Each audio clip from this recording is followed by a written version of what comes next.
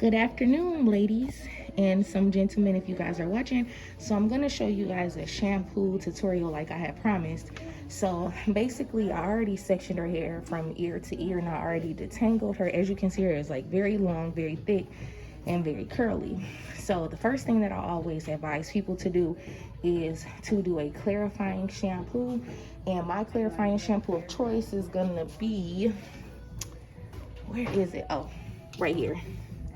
I like Shampoo 3 because it really does clarify the hair, and you can also be able to sit this under the dryer for a more deeper cleanse. But I always tell people to make sure that you start off with a clarifying treatment, especially if your client either comes in every 2 weeks, every 3 weeks, or whenever they need a trim, which most natural girls tend to do. And then follow up with a moisturizing shampoo. So the moisturizing shampoo that I like to use currently, really because it's what I got available right now, but is the Moisture Rich by Mazzani. And this one you can use on any texture of curly hair, like whether it's fine, medium, or coarse. This is amazing, and it's not too heavy, it's not too oily or anything. It does what it needs to do. Okay, so first I always tell people to make sure that before you shampoo, don't just wet the hair down a little bit and start shampooing. Actually make sure that you're wetting the hair until it starts to soften. Unless the water is too hot.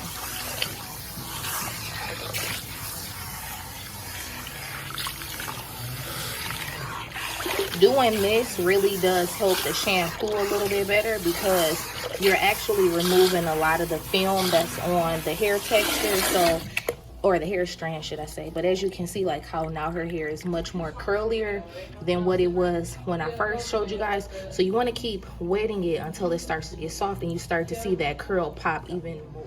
Okay, so after I wet her hair down completely, she's very sudsy, but that's really because she didn't have a whole lot of product in her hair. Sometimes when you're doing the first shampoo, it's not gonna lather like this. It's not gonna look like this if they do have a lot of product in the hair, but she doesn't. You ready? Okay. Hold on, y'all. So when I shampooed her hair once with the clarifying shampoo, and then I followed it up with the moisturizing shampoo twice, so that was 3 times.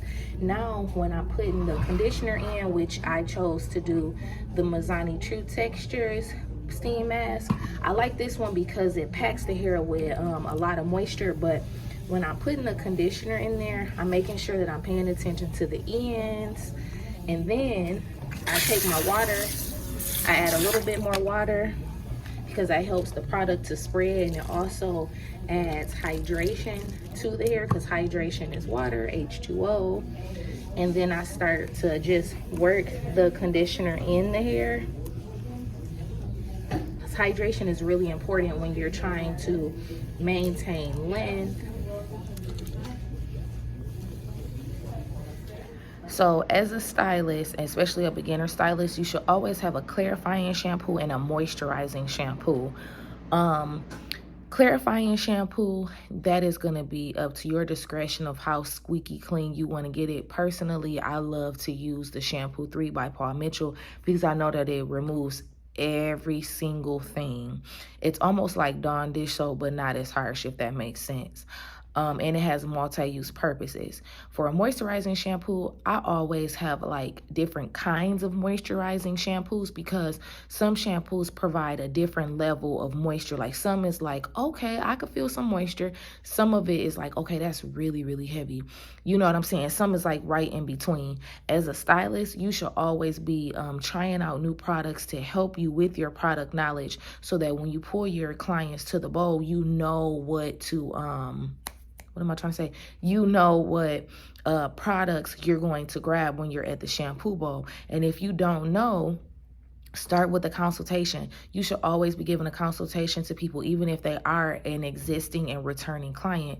You should always be asking them like, hey, how's your hair been feeling today? Is it a little bit dry? Is your scalp itchy? Is it irritated? Like, what's going on with your hair?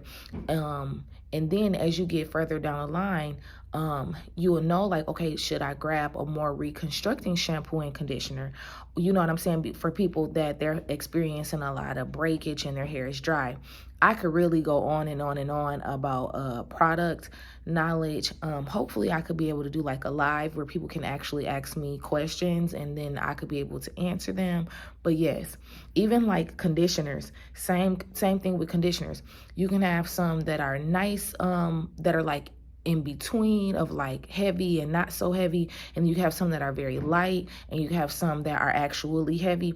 All of this stuff is based on your client's needs. Like when you feel their hair, sometimes I've also noticed that some clients' hair feels a lot more drier because of the oils that they use at home, and a lot of people pile on oil and it's not really hydrating their hair. It's just coating the hair strand. So by the time you remove all of that, you have to put it back in, and that's when I would definitely suggest a higher level of moisture type of conditioner, like a mask basically. But anyway, I hope that you guys enjoyed this video. I hope it wasn't too confusing or too all over the place, but I will see you guys soon.